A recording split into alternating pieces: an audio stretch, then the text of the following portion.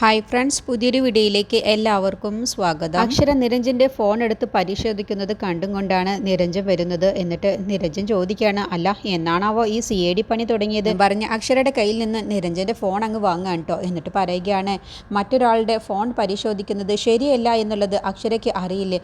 അത് പിന്നെ ഞാൻ എൻ്റെ ഭർത്താവിൻ്റെ ഫോണല്ലേ നോക്കുന്നത്, അതിലെന്ത് തെറ്റാണുള്ളത്? അത് തെറ്റ് തന്നെയാണ്. നിനക്കെന്നെ സംശയമുള്ളത് കൊണ്ടല്ലേ നീ എൻ്റെ ഫോൺ പരിശോധിക്കുന്നത്? നിങ്ങളെ എനിക്ക് സംശയമുണ്ടായിട്ടല്ല, ഭാര്യയുടെയും ഭർത്താവിൻ്റെയും ഇടയിൽ ഒരിക്കലും ഒരു രഹസ്യം പാടില്ല. നിങ്ങൾക്കിടയിൽ ഇപ്പോൾ കുറച്ച് ദിവസമായിട്ട് രഹസ്യങ്ങളുണ്ട് എന്ന് എനിക്ക് മനസ്സിലാകുന്നുണ്ട്. അതുകൊണ്ടാണ് ഞാൻ ഫോൺ പരിശോധിച്ചത്. നിങ്ങളുടെ ഈ ഇടയായിട്ടുള്ള പെരുമാറ്റമെല്ലാം തന്നെ എനിക്ക് മനസ്സിലാകുന്നുണ്ട്. എന്നിൽ നിന്നും നിങ്ങൾ അകലുന്നതായിട്ട് എനിക്ക് തോന്നുന്നുണ്ട്. ഞാൻ നിങ്ങളുടെ ഭാര്യയാണ്, നിങ്ങളുടെ ഭാവവ്യത്യാസങ്ങളൊക്കെ എനിക്ക് മനസ്സിലാകുന്നുണ്ട് എന്ന് പറഞ്ഞപ്പോൾ നിരഞ്ജൻ പറയണം, ഞാൻ നിൻ്റെ ഭർത്താവുമാണ്. അപ്പോൾ എന്നോട് പെരുമാറുന്ന രീതിയിൽ നിനക്കും വ്യത്യാസമുണ്ട്. ഞാൻ എന്ത് തെറ്റ് ചെയ്തു എന്നാ? നിങ്ങളാണ് തെറ്റ് ചെയ്തത്. അപ്പോൾ ഞാനാണ് തെറ്റ് ചെയ്തു എന്നാണോ നീ പറഞ്ഞു വരുന്നത്? അതെ, നിങ്ങൾ തന്നെയാണ് തെറ്റ് ചെയ്തത്. ഞാനിവിടെ ഒരു വഴക്കുണ്ടാക്കാൻ വേണ്ടി ഉദ്ദേശിക്കുന്നില്ല. നിങ്ങളുടെ ഈ മാറ്റത്തിനുള്ള കാരണം എന്താണെന്നുള്ളതാണ് എനിക്കറിയേണ്ടത്. അല്ലെങ്കിലും തെറ്റ് ചെയ്യുന്നവർക്ക് മനസ്സിലാവില്ലല്ലോ നിങ്ങൾ ചെയ്യുന്നത് തെറ്റാണെന്നുള്ളത്. അത് എനിക്ക് മനസ്സിലാകുന്നുണ്ട്. എന്നെ മനഃപൂർവ്വം ഒഴിവാക്കുന്നതായിട്ട് എനിക്ക് മനസ്സിലാകുന്നുണ്ട് എന്നൊക്കെ അക്ഷര പറയുമ്പോൾ നിരഞ്ജൻ പിന്നെ തർക്കിക്കാൻ നിൽക്കുമ്പോൾ, എനിക്ക് നിങ്ങളോട് സംസാരിച്ച് ഇവിടെ ഒരു പ്രശ്നമുണ്ടാക്കാൻ എനിക്ക് താല്പര്യമില്ല, രംഗം വഷളാവും എന്ന് പറഞ്ഞുകൊണ്ട് അക്ഷര അവിടെ നിന്ന് പോവാട്ടോ. അങ്ങനെ അക്ഷര പോയി കഴിഞ്ഞ ശേഷം നിരഞ്ജന് വല്ലാത്ത വിഷമം വരികയാണ്. ഞാൻ സത്യങ്ങളെല്ലാം തന്നെ അക്ഷരയോട് പറഞ്ഞെങ്കിലോ എന്നുള്ള ഭാവത്തിലിട്ടോ. പിന്നീട് ദേവിക പ്രേമയുടെ അടുത്തേക്ക് ചെല്ലുകയാണ്. അപ്പോൾ പ്രേമ ചോദിക്കണം, അല്ല എന്തിനാണോ ഡോക്ടർ വിളിച്ചത്? അത് ഡിസ്ചാർജിൻ്റെ കാര്യം പറയാനാണ്. രാവിലെയും വൈകുന്നേരവും ഞാൻ ചേച്ചിയോടൊപ്പം ഉണ്ടാവണമെന്നാണ് ഡോക്ടർ പറഞ്ഞത്. എനിക്ക് സമ്മതമാണെന്നുള്ളത് ഞാൻ ഡോക്ടറോട് പറഞ്ഞു. എൻ്റെ പ്രേമേച്ചിയോടൊപ്പമല്ലേ? അപ്പോൾ പ്രേമ പറയണം, അല്ല ആ രാക്ഷസി ഉണ്ടാവില്ലേ, ചന്ദ്ര അവിടെ ഉണ്ടാവില്ലേ? അവളവിടെ ഉണ്ടായിക്കോട്ടെ, അതിനെന്താ? അല്ല അവളങ്ങനെ വെറുതെ വിട്ടൂടാ.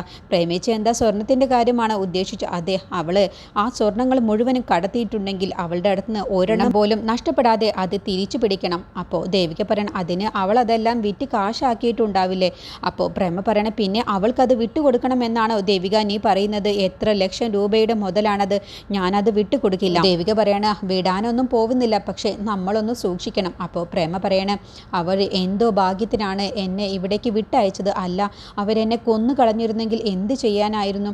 എന്തായാലും അവരെ ഇനി നമ്മൾ കൂടുതൽ കരുതലോട് കൂടിയിട്ട് വേണം ഓരോ കാര്യങ്ങളും അവരുടെ നീക്കങ്ങളൊക്കെ ശ്രദ്ധിക്കണം.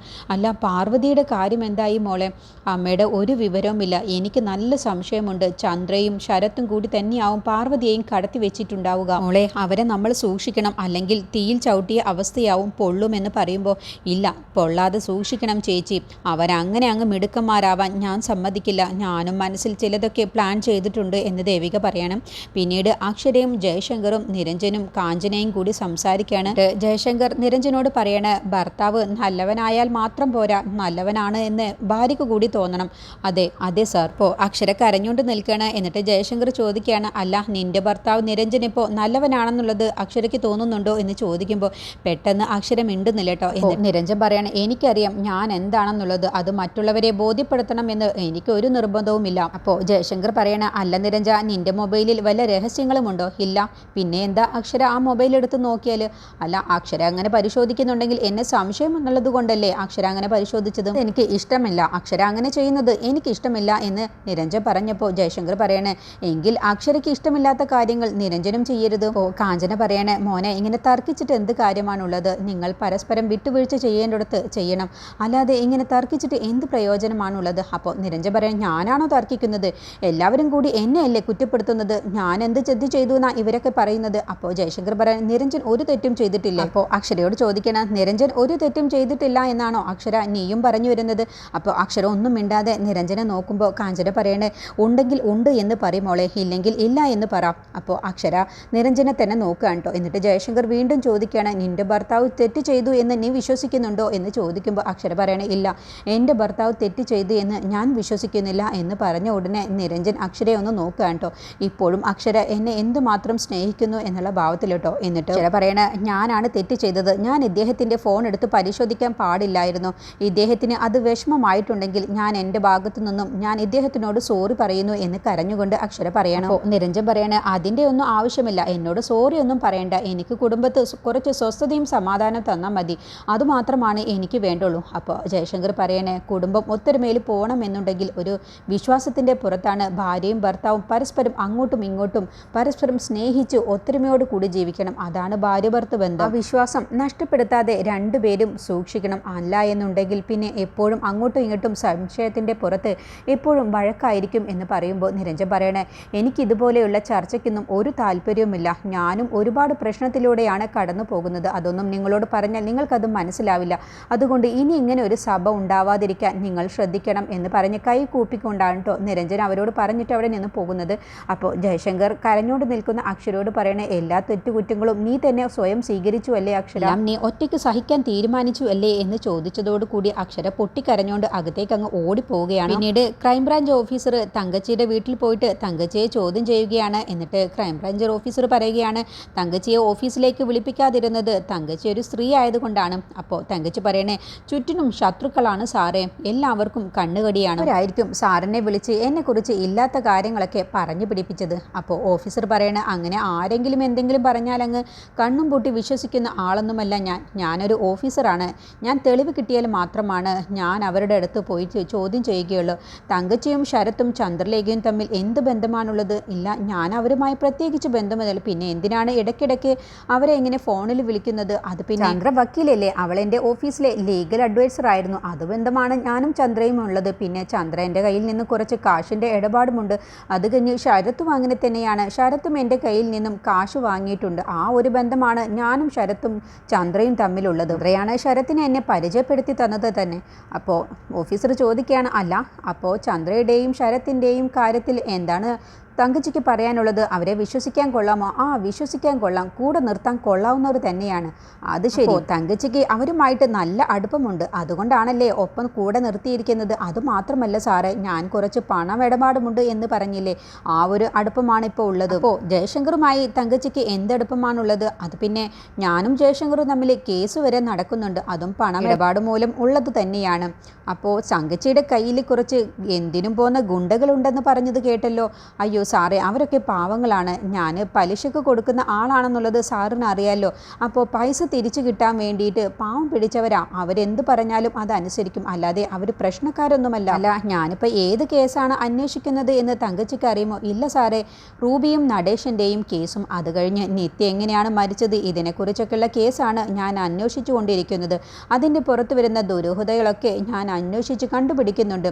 അതിൻ്റെ പേരിൽ ഞാൻ ഒരുപക്ഷെ തങ്കച്ചിയെ ഇനിയും വിളിപ്പിക്കും. പക്ഷേ അത് ഞാൻ ഇവിടെ വന്ന് കാണുകയല്ല ഉണ്ടാവുക, എൻ്റെ ഓഫീസിലേക്ക് വിളിക്കുകയാണ് ചെയ്യുക. അതിനെന്താ, സാറിന് എപ്പോൾ വേണമെങ്കിലും ഓഫീസിലേക്ക് വരെ, നിൻ്റെ ഓഫീസിലേക്കല്ല, എൻ്റെ ക്രൈംബ്രാഞ്ച് ഓഫീസിലേക്കാണ് തങ്കച്ചിയെ ഞാൻ വിളിപ്പിക്കുക എന്ന് പറഞ്ഞപ്പോൾ പെട്ടെന്ന് തങ്കച്ചി അങ്ങ് പതറുകയാണ്. ഞാൻ എപ്പോൾ വിളിപ്പിച്ചാലും തങ്കച്ചി ഓഫീസിലെത്തണം എന്ന് പറഞ്ഞാണ് ഓഫീസർ പോകുന്നത്. പിന്നീട് ജയശങ്കർ വിഷമിച്ച് നിൽക്കുമ്പോൾ സ്വാമി അവിടേക്ക് വരികയാണ്. അപ്പോൾ ജയശങ്കർ സ്വാമിയോട് കാര്യങ്ങളൊക്കെ പറയുകയാണ്. നിരഞ്ജൻ്റെ കാര്യത്തിൽ നല്ല ടെൻഷനുണ്ട്, എനിക്കെന്തോ എൻ്റെ മോളുടെ ജീവിതം തകരുമെന്ന് എൻ്റെ മനസ്സിൽ തോന്നുന്നു. എൻ്റെ മോളുടെ ജീവിതം തകർന്നാൽ, എൻ്റെ മകൾക്ക് ഒരു വിഷമം വന്നാൽ പിന്നെ ഒരു നിമിഷം പോലും ഞാനിവിടെ ഉണ്ടാവില്ല. ഞാൻ എല്ലാം ഇട്ടെറിഞ്ഞ് എവിടേക്കെങ്കിലും പോകും. പിന്നെ ആർക്കും എന്നെ കണ്ടുപിടിക്കാൻ പോലും കഴിയില്ല.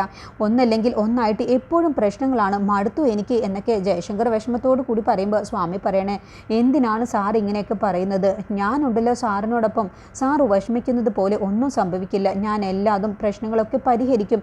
അല്ല, അതൊക്കെ അന്വേഷിക്കുന്നുണ്ട്, ആ മാലിന്യയെക്കുറിച്ച് അന്വേഷിക്കുന്നുണ്ടോ എന്ന് ചോദിക്കുമ്പോൾ അതൊക്കെ ഞാൻ അന്വേഷിക്കുന്നുണ്ട്.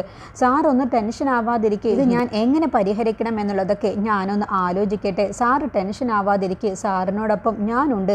എന്തിനും ഏതിനും സാറിന് താങ്ങും തണലായിട്ട് ഞാനുണ്ട്. എൻ്റെ സാറിന് ഒരു വിഷമം വന്നാൽ അത് എൻ്റെ വിഷമമാണ്, ഇത് ഞാൻ പരിഹരിച്ചിരിക്കും എന്നൊക്കെ പറഞ്ഞ് സ്വാമി ജയശങ്കറിനെ ആശ്വസിപ്പിക്കുകയാണ് കേട്ടോ. പിന്നീട് അക്ഷര നിരഞ്ജൻ്റെ അമ്മയെ കാണാൻ വേണ്ടി ചെല്ലുകയാണ്. എന്നിട്ട് ശ്രുതിമോളെക്കുറിച്ച് അമ്മ ചോദിക്കുമ്പോൾ മോൾ ഇവിടെ ഇല്ല, മോൾ ട്യൂഷന് പോയി എന്നൊക്കെ പറയുമ്പോഴും അക്ഷരയുടെ മുഖത്ത് നല്ല വിഷമമുള്ളത് നിരഞ്ജൻ്റെ അമ്മ ശ്രദ്ധിക്കുകയാണ് കേട്ടോ. അപ്പോൾ എന്താ മോളെ, എന്താ നിൻ്റെ മുഖത്ത് നല്ല വിഷമമുണ്ടല്ലോ എന്ന് പറയുമ്പോൾ അക്ഷര കാര്യങ്ങളൊക്കെ പറയുകയാണ്, നിരഞ്ജനെ കുറിച്ച് പറയുകയാണ്. അദ്ദേഹത്തിൻ്റെ സ്വഭാവത്തിൽ ഇപ്പോൾ നല്ല വ്യത്യാസമുണ്ട്. എന്തിനും ഏതിനും എന്നോടൊപ്പം പുറത്തു പോയിരുന്ന അദ്ദേഹം ഇപ്പോൾ എന്നെ എല്ലാത്തിൽ നിന്നും ഒഴിവാക്കുകയാണ്. എന്നോട് സംസാരമില്ല, എന്നോടൊന്നും സംസാരിക്കുന്നില്ല, എന്നെ എവിടേക്കും കൂട്ടിക്കൊണ്ടു പോകുന്നില്ല. അങ്ങനെ മൊത്തത്തിൽ അദ്ദേഹത്തിൻ്റെ സ്വഭാവത്തിന് നല്ല മാറ്റമുണ്ട്. എൻ്റെ മനസ്സിലിപ്പോൾ വല്ലാത്തൊരു ടെൻഷനാണ് എന്നൊക്കെ പറഞ്ഞ് അക്ഷര കരഞ്ഞോണ്ട് പറയുമ്പോൾ എന്താ മോളെ ഈ പറയുന്നത്? ഞാൻ ചോദിക്കാം അവനോട് വേണ്ട, ഞാൻ അദ്ദേഹത്തിനെ കുറിച്ച് അമ്മയോട് പരാതി വന്ന് പറഞ്ഞു എന്നായിരിക്കും അടുത്ത പ്രശ്നം. അതുകൊണ്ട് ഒന്നും ചോദിക്കേണ്ട അമ്മേ, ഞാൻ എൻ്റെ ഉള്ളിലെ വിഷമം ഞാൻ അമ്മയോട് പറഞ്ഞതാണ് എന്നൊക്കെ പറയുമ്പോൾ നിരഞ്ജൻ്റെ അമ്മ പറയണ, മോളെ ഞാൻ പുകഴ്ത്തുകയാണെന്ന് ഒരിക്കലും കരുതരുത്. എൻ്റെ മോൻ്റെ ഭാഗ്യമാണ് അക്ഷരയെ പോലെ ഒരു ഭാര്യയെ കിട്ടിയത്. എൻ്റെ ഭാഗ്യമാണെന്നുള്ളത് അവൻ എന്നോട് പലതവണ പറഞ്ഞിട്ടുണ്ട്. എന്നിട്ടിപ്പോൾ എന്താണ് അവന് പെട്ടെന്ന് ഇങ്ങനെ ഒരു മാറ്റം? അറിയില്ല, അതാണ് എനിക്കും മനസ്സിലാവാത്ത. എൻ്റെ ഭാഗത്തുനിന്ന് വല്ല തെറ്റുമുണ്ടെങ്കിൽ അത് ഞാൻ തിരുത്താനും ഇപ്പോഴും തയ്യാറാണ്. പക്ഷേ അച്ഛനോട് പോലും ഇപ്പോൾ അദ്ദേഹം കയർത്ത് സംസാരിക്കുകയാണ്. അത് അച്ഛന് ഒരിക്കലും താങ്ങാൻ കഴിയില്ല. അച്ഛനിങ്ങനെ പുറമെ ഇങ്ങനെയൊക്കെ കാണിക്കുന്നുണ്ടെങ്കിലും അച്ഛൻ്റെ ഉള്ളു പാവമാണ്. അദ്ദേഹത്തിന് ഇങ്ങനെയൊക്കെ പെരുമാറുന്നത് കണ്ട് അച്ഛനത് സഹിക്കാൻ കഴിയില്ല. അച്ഛനെ ഞാൻ എന്ത് പറഞ്ഞാലും ഡാഡിക്ക് അതൊന്നും കുഴപ്പമില്ല, പക്ഷെ അദ്ദേഹം എന്തെങ്കിലും പറഞ്ഞാൽ ഡാഡിക്ക് അത് സഹിക്കാൻ കഴിയില്ല എന്നൊക്കെ പറയുമ്പോൾ നിരഞ്ജൻ്റെ അമ്മ പറയണ, മോള് വിഷമിക്കാതിരിക്കും, എല്ലാം നിരഞ്ജൻ്റെ ഈ സ്വഭാവമൊക്കെ മാറി നിരഞ്ജൻ പഴയ നിരഞ്ജനായിട്ട് തന്നെ നിനക്ക് ലഭിച്ചിരിക്കും. ഈ അമ്മയല്ലേ പറയുന്നത്, അമ്മ പ്രാർത്ഥിച്ചോളാം. നിരഞ്ജൻ ഇങ്ങനെയൊന്നും നിന്നോട് പെരുമാറാത്തതല്ലേ, ഇതിപ്പോൾ എന്താണെന്നുള്ളത് അറിയില്ലല്ലേ, എന്തായാലും മോള് വിഷമിക്കാതിരിക്കുക, ഈ അമ്മയുടെ പ്രാർത്ഥന മോളോടൊപ്പം ഉണ്ടാവും എന്ന് പറഞ്ഞ് അക്ഷരയെ ആശ്വസിപ്പിക്കുകയാണ് കേട്ടോ. പിന്നീട് തങ്കച്ചിയുടെ ഫോണിലേക്ക് വിളിക്കുകയാണ്. അപ്പോൾ നിരഞ്ജൻ്റെ അമ്മ പറയണ, മോൾക്കുള്ള ഭക്ഷണം റെഡിയാക്കട്ടെ ഞാൻ, മോൾ ആദ്യം അവരോട് സംസാരിക്കുക എന്ന് പറഞ്ഞ് അക്ഷരയുടെ അടുത്ത് നിന്ന് എണീറ്റ് പോകട്ടോ. എന്നിട്ട് പറയുകയാണ്, അല്ല നിരഞ്ജനെ കുറിച്ച് നിനക്ക് എന്തെങ്കിലും അറിയണമെന്നുണ്ടെങ്കിൽ എന്നോട് പറഞ്ഞാൽ മതി, എനിക്ക് അദ്ദേഹത്തെക്കുറിച്ച് ഒന്നും അറിയണ്ട, അദ്ദേഹം എന്നെ ഒരിക്കലും വഞ്ചിക്കില്ല എന്നുള്ളത് എനിക്കറിയാം. അങ്ങനെ നീ കണ്ണും പൂട്ടി വിശ്വസിക്കേണ്ട, ഭാര്യ ഭർത്താക്കന്മാർ തമ്മിൽ ഒരു വിശ്വാസമാണുള്ളത്, പക്ഷെ നിനക്ക് അവരെ വിശ്വാസമുണ്ട്, അവന് നിന്നോടുള്ള വിശ്വാസം ഇട്ടത് കൊണ്ടാണ് ഇപ്പോൾ നിന്നോട് ഇങ്ങനെയൊക്കെ പെരുമാറുന്നത്. അതുകൊണ്ട് നിരഞ്ജനെ കുറിച്ച് നിനക്ക് കൂടുതൽ അറിയണമെന്നുണ്ടെങ്കിൽ എനിക്കൊന്ന് ഫോൺ വിളിച്ചാൽ മതി എന്ന് പറഞ്ഞ് അക്ഷരയുടെ മനസ്സിൽ ഒരു കരടിട്ട ശേഷം തങ്കച്ചി ഫോൺ കട്ടാക്കുകയാണ് കേട്ടോ. അപ്പോൾ അക്ഷരയുടെ മനസ്സിൽ എന്തായിരിക്കും ആ രഹസ്യം, തങ്കച്ചി എന്താ അങ്ങനെ പറഞ്ഞത് എന്നുള്ള ഭാവത്തിൽ ഇനി അക്ഷര തങ്കച്ചിക്ക് തിരിച്ചു വിളിക്കാൻ പോവുകയാണ്.